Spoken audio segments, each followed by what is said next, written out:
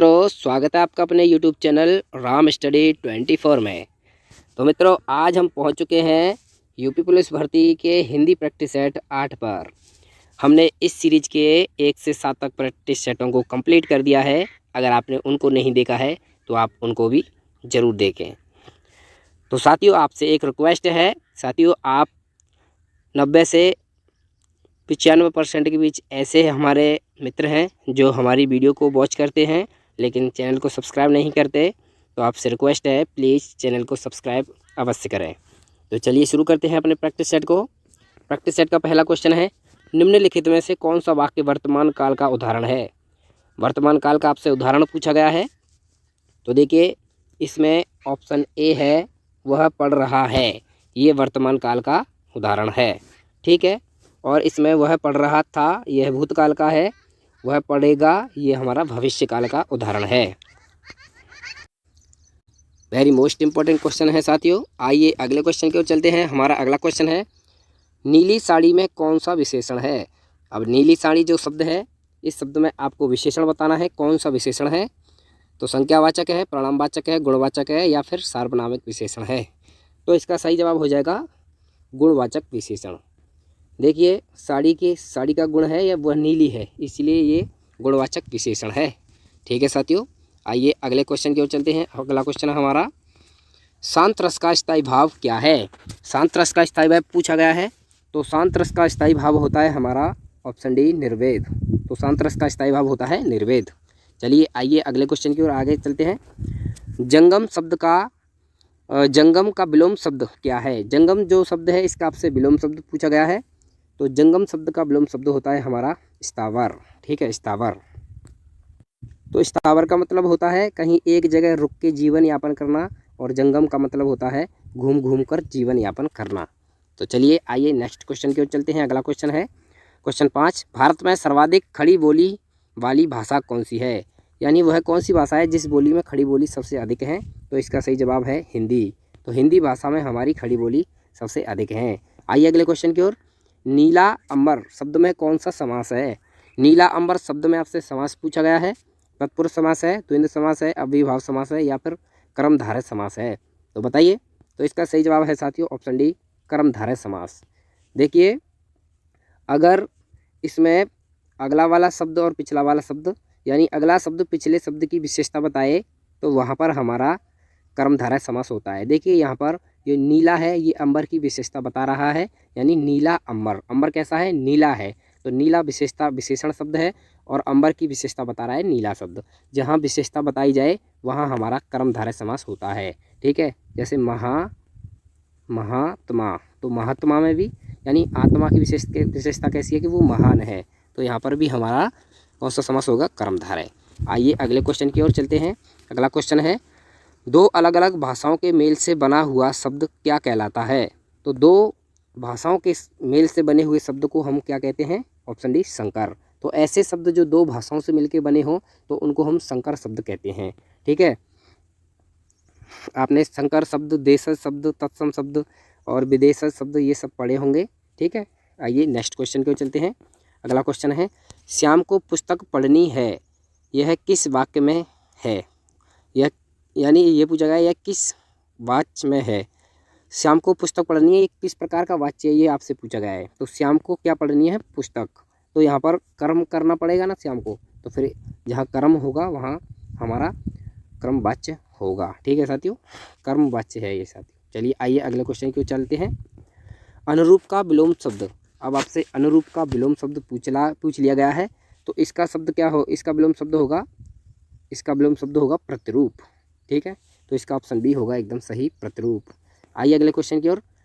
मैं खाना खा चुका था, इस वाक्य में कौन सा भूतकालिक भेद है। मैं खाना खा चुका था, तो बताइए किस प्रकार का वाक्य है। तो देखिए साथियों, ये हमारा होगा कौन सा, ये पूर्ण भूत होगा, क्योंकि इसमें देखिए खाना खा चुका था यानी इसमें काम पूरा हो चुका था। जहाँ काम पूरा हो जाए वहाँ हमारा क्या होता है, भूतकाल होता है, ठीक है साथियों, पूर्ण भूत होता है वहाँ पर। आइए अगले क्वेश्चन की ओर चलते हैं। प्रत्येक शब्द में कौन सा उपसर्ग है। तो प्रत्येक शब्द जो है इसमें कौन सा उपसर्ग है।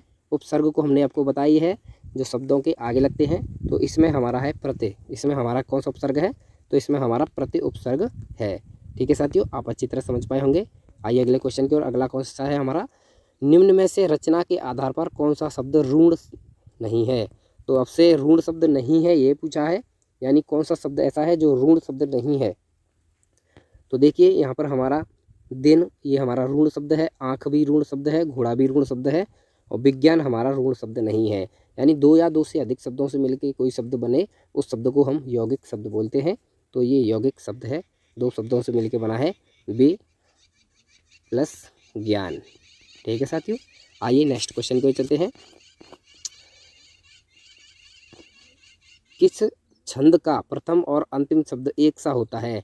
वह कौन सा ऐसा छंद है जिसका प्रथम और अंतिम शब्द एक सा होता है, बताइए। तो इसका सही जवाब हो जाएगा कुंडलियाँ।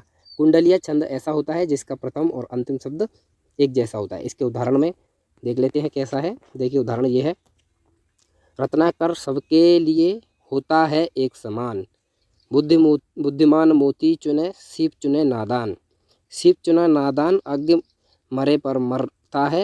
यानी इस प्रकार का ये जो आपको उदाहरण दिखाई दे रहा है, यहाँ पर देखिए, यहाँ रत्नाकर है और अंत में भी रत्नाकर है। ठीक है, तो इस प्रकार के उदाहरण में क्या होता है, जिस शब्द से शुरू होगा शब्द और अंत होगा उसी शब्द पर। तो कुंडलीय छंद में ऐसा ही होता है। देखिए कुंडलीय छंद की आप परिभाषा पढ़ सकते हैं। कुंडलीय एक विषम मात्रिक छंद होता है। इस छंद का निर्माण मात्रिक छंद के दोहा छंद और रोला छंद के योग से होता है। इसमें कुल 6 चरण होते हैं।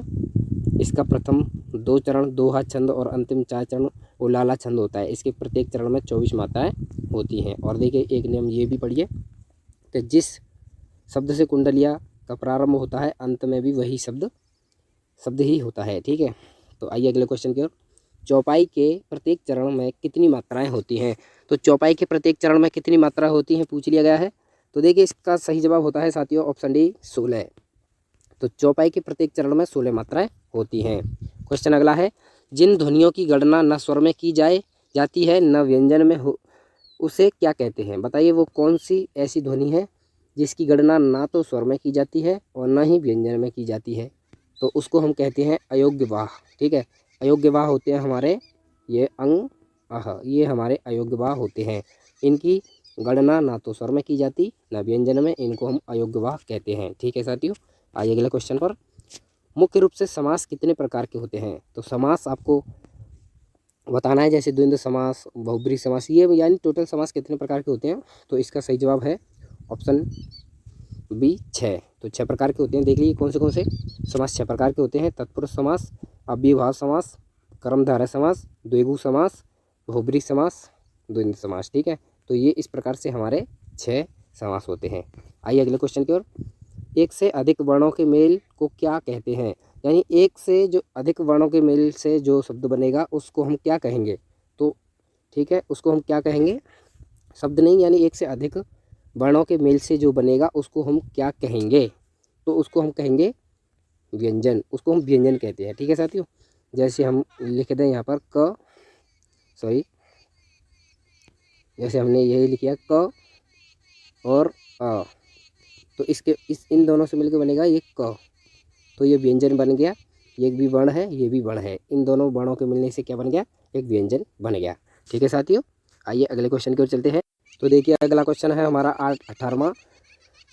जिस वाक्य में 2 या 2 से अधिक स्वतंत्र उपवाक्य और योजक द्वारा जुड़े गए हों उसे क्या कहते हैं? यानी पूछा गया है जिस वाक्य में 2 या 2 से अधिक स्वतंत्र उपवाक्य हों और योजक चिन्ह के द्वारा जुड़े हों उसको क्या कहेंगे? तो उसको हम कहते हैं साथियों ऑप्शन सी संयुक्त वाक्य। ठीक है, ऐसे वाक्य को हम संयुक्त वाक्य कहते हैं। आइए अगले क्वेश्चन की ओर चलते हैं। अगला है, निम्नलिखित में से कौन सा शब्द पुल्लिंग है? तो अब आपको पुल्लिंग शब्द बताना है। दीमक है, रात है, वर्षा है, विधुर है। देखिए दीमक शब्द नहीं होगा क्योंकि बोलते हैं लकड़ी में दीमक लग गई, और रात हो गई ये भी नहीं होगा, वर्षा हो रही है ये भी नहीं होगा। ये होगा हमारा कौन सा? ऑप्शन डी विधुर। विधुर होगा, और विधुर का स्त्रीलिंग होता है विधवा। ठीक है, और ये पुल्लिंग होगा विधुर। ठीक है साथियों, आप समझ पाए होंगे। आइए नेक्स्ट और लास्ट क्वेश्चन पर। निम्नलिखित में से कौन सा मूल दीर्घ स्वर नहीं है। तो मूल दीर्घ स्वर पूछा गया है, यानी जो बड़ा वाला जो स्वर होते हैं हमारे, जो मूल दीर्घ होता है वो कौन सा ऐसा शब्द जो स्वर नहीं है। तो इसका सही जवाब है ऑप्शन डी ओ। ये ओ हमारा मूल दीर्घ स्वर नहीं है, हमारा आ मूल दीर्घ स्वर है और ई भी है और ओ भी है। ठीक है साथियों, तो हमारा ये प्रैक्टिस सेट यहीं खत्म हुआ। आपको हमारा प्रैक्टिस सेट कैसा लगा साथियों? अगर आपको ये लगे कि हम प्रैक्टिस सेट ही करा रहे हैं, इन विषयों की तैयारी नहीं करा रहे हैं, तो आप कमेंट बॉक्स में अवश्य बताएं। हम हिंदी की शुरुआत वर्णमाला से स्टार्ट कर देंगे, वर्णमाला, संज्ञा, सर्वनाम ऐसे होते हुए पूरे व्याकरण को ख़त्म कर देंगे। अगर आप चाहते हैं तो कमेंट बॉक्स में अवश्य लिख के बताएं साथियों। और आप ये भी बताएं कि आपको इस प्रैक्टिस सेट से कितने क्वेश्चन सही हुए और आपको इस प्रैक्टिस सेट से कितना फ़ायदा मिल रहा है साथियों। आपको अगर फ़ायदा मिल रहा है तो प्लीज़ हमारे चैनल को सब्सक्राइब अवश्य करें।